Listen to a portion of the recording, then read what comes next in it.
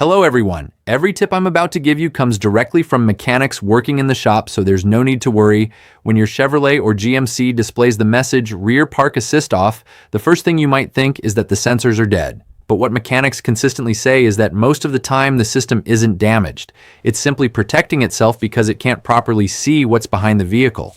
And it usually starts with something more common than you'd imagine. Dirty sensors. Those small circles on the bumper work like tiny ultrasonic radars. If they're covered in dried mud, built-up dust, leftover wax, or even water droplets after rain or a wash, the signal bounces back incorrectly and the module gets confused.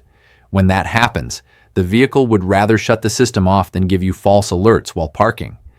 Many customers say that simply cleaning and fully drying the sensors made the message disappear. Now, if everything is clean and the warning is still there, it's time to look a little farther back. Literally, a trailer hitch, bike rack, or any fixed rear accessory can make the system detect a permanent obstacle. Since it doesn't want to beep constantly, it deactivates itself. In several real cases, removing the accessory and turning the vehicle off and back on was enough to restore normal operation.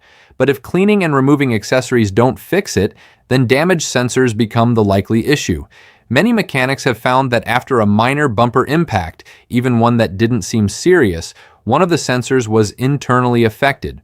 When a single sensor fails, the module disables the entire system. At that point, it's not enough to visually inspect it. The vehicle needs to be scanned to identify which sensor is sending an erratic signal. There's also an interesting detail that comes up often. After replacing a sensor, the message may still appear until the codes are cleared with the proper scanner. Not all basic code readers can access the parking assist module, so sometimes a more advanced tool or a quick visit to the shop for an electronic reset is necessary.